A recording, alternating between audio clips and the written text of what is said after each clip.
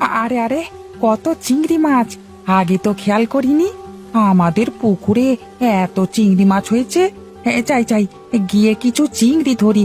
হ্যাঁ, রাতে বউকে বলবো কচুর লতি দিয়ে চিংড়ি চচ্চড়ি করতে। হেভি খেতে লাগবে।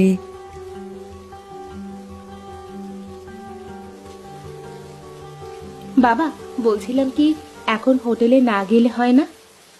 না বৌমা, তার কেমন করে হয়? এইভাবে বাড়িতে বসে থাকলে তো সংসারটা চলবে না। আর বাড়িতে বসে থাকবার থেকে যাই, হোটেলে গিয়ে বসে থাকি, যদি কিছু বিক্রি হয়। আচ্ছা, যাও তাহলে, তবে সাবধানে যেও। হ্যাঁ হ্যাঁ, সে নিয়ে তুমি চিন্তা করো না।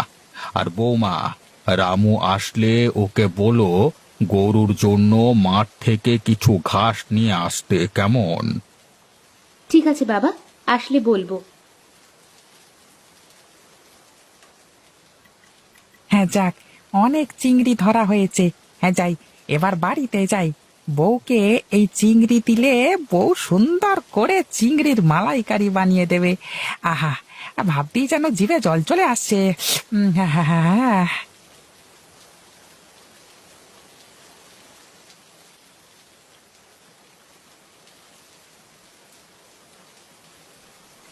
কি গো, তোমার আসতে এত দেরি হলো কেন? আরে সেটা পরে বলছি, আগে ধরো তো, এই চিংড়ি মাছগুলো ধরো। ও মা, এ তো চিংড়ি! ওগো, এত চিংড়ি মাছ কেনার টাকা কোথায় পেলে গো? আরে চিংড়ি কিনতে যাব কেন? এই চিংড়ি মাছ তো আমাদের পুকুরে হয়েছে। বলো কি, আমাদের পুকুরে এত সুন্দর চিংড়ি হয়েছে? হ্যাঁ, তাই তো দেখলাম। বৃষ্টির জলে কিভাবে পুকুর ছেড়ে উঠে আসছিল গো। দাও দাও, এখন এই চিংড়িগুলো নিয়ে গিয়ে রান্না করি।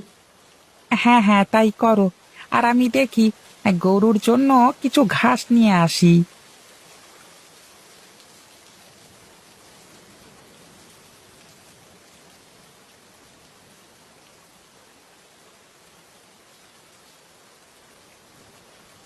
না, সেই কখন থেকে হোটেলটা খুলে বসে আছি, কিন্তু কোনো লোকজন তো আসছে না। এইভাবে হতে থাকলে তো পথে বসতে হবে। আরে, আরে ও মাধব, মাধব, আরে চললি কোথায়? কাকা, এই বাজারই আসলাম। তা একদম হোটেলে আসা বন্ধ করে দিলি যে?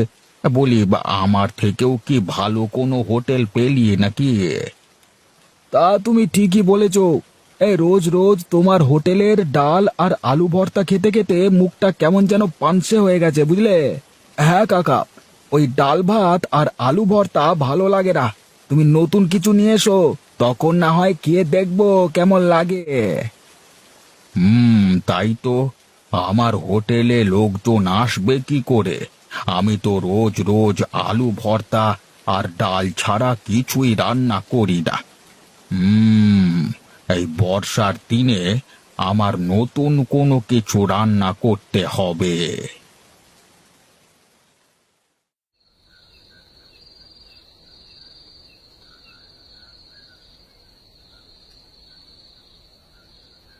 হুম বাড়িতে আজ কেমন যেন নতুন তরকারির সুবাস পাচ্ছি। বৌমা, আজ কি রান্না করেছো? এত সুগন্ধ ছড়াচ্ছে। আহা, কচুর লতি আর চিংড়ি চচ্চড়ি। আর কই কই, দাও দাও। হ্যাঁ, আমার যে আর তর সইছে না।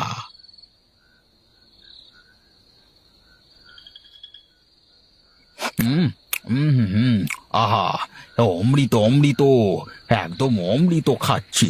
কি স্বাদ! আহা, সেই স্বাদ লাগছে গো। বাবা, এই চিংড়ি আমাদের পুকুরের চিংড়ি। আজকে বৃষ্টিতে চিংড়িগুলো ডাঙায় উঠে এসেছিল। বলিস কি, আমাদের পুকুরের চিংড়ি? আগে তো জানতাম না যে আমাদের পুকুরে এত সুন্দর চিংড়ি হয়েছে। আমিও তো জানতাম না। ভাবছি বাবা, এই পুকুরে তো এত চিংড়ি হয়েছে, তুমি বরং কাল থেকে কচুর শাক আর চিংড়ি এই হোটেলে বিক্রি করো। তাহলে মনে হয় কিছু কাস্টমার হবে বুঝলে। হ্যাঁ, তুই ঠিকই বলেছিস। কাল থেকে আমার হোটেলে বিক্রি হবে চিংড়ির চপ, চিংড়ির মালাইকারি, তার সাথে অনেক কিছু। হ্যাঁ বাবা, আর এই সব কিছু করতে আমি আর আপনার ছেলে সাহায্য করব। তাহলে আর কি, হয়েই গেল। আহ?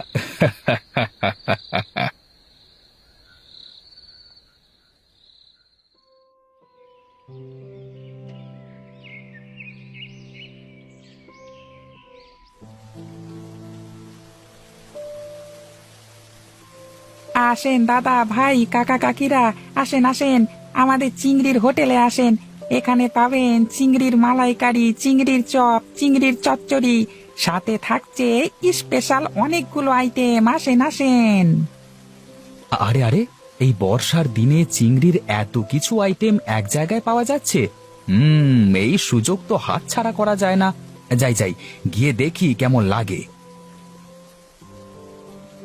এই রামু, চিংড়ির কি কি আইটেম আছে সব নিয়ে আয় তো। হ্যাঁ দাদা, তুমি একটু বসো, আমি এক্ষুনি নিয়ে আসছি। আহা, হ্যাঁ, চিংড়ির আইটেমগুলো থেকে তো দেখছি সেই গন্ধ বের হচ্ছে রে। দাদা, শুধু গন্ধ নিলেই হবে নাকি? খেয়ে দেখো কেমন লাগে। হুম, আহা, সেই স্বাদ। সত্যি রামু, চিংড়ির তরকারিগুলো যা হয়েছে না, সত্যি বলতে অমৃত। এই বর্ষার দিনে বৃষ্টির মধ্যে চিংড়ির এতগুলো আইটেম একসাথে পাবো ভাবতেও পারিনি।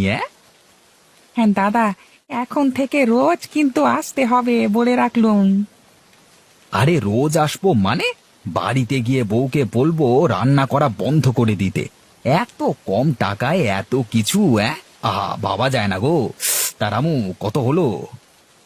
ওই ওই 50 টাকা। বেশ বেশ, এই নে, টাকাটা ধর। আসেন দাদা ভাই কাকা কাকিরা, আসেন আসেন, আমাদের চিংড়ির হোটেলে আসেন। এখানে পাবেন চিংড়ির মালাইকারি, চিংড়ির চপ, চিংড়ির চচ্চড়ি, সাথে থাকছে স্পেশাল অনেকগুলো আইটেম। আসেন আসেন।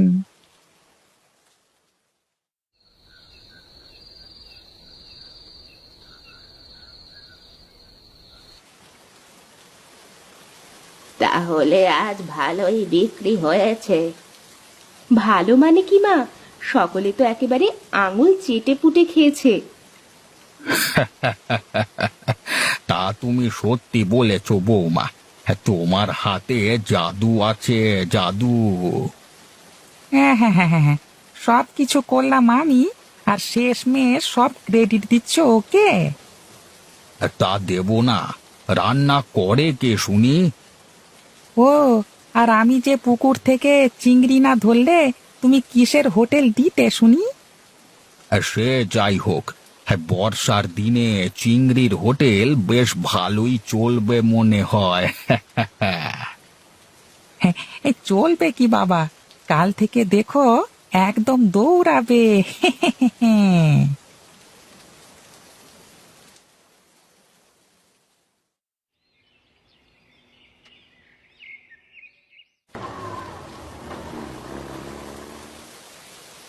আরে বাহ, এখানে দেখছি চিংড়ির হোটেল। জমিদার মশাই, আপনাদের এখানে যে চিংড়ির হোটেল আছে সেটা তো আগে বলেননি। আসলে আমি তো জানতাম না যে বাজারে চিংড়ির হোটেল রয়েছে। আরে আরে আরে, জমিদার মশাই যে, আসুন আসুন আসুন আসুন। হ্যাঁ রে রামু, তা তোরা চিংড়ির হোটেল দিয়েছিস, তা আগে বলিসনি তো। আগে কর্তা বাবু, আগে চলুন কিছু চিংড়ির চপ খান, তারপর না হয় কথা হবে।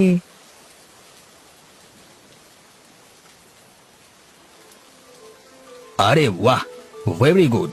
চিংড়ির চপগুলো খেতে তো সেই স্বাদ। এর আগে আমি কখনো এমন স্বাদের চিংড়ি খাইনি।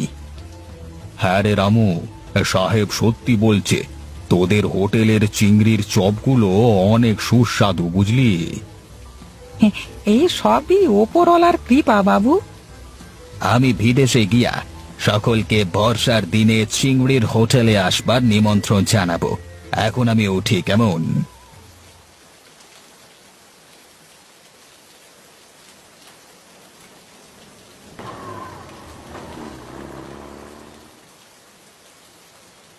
বাবা, আমাদের কপাল খুলে গেছে, কপাল খুলে গেছে।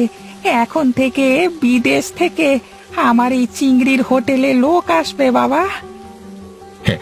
সত্যি রামু, বর্ষার দিনে চিংড়ির হোটেলের গুণ আছে বলতে হবে।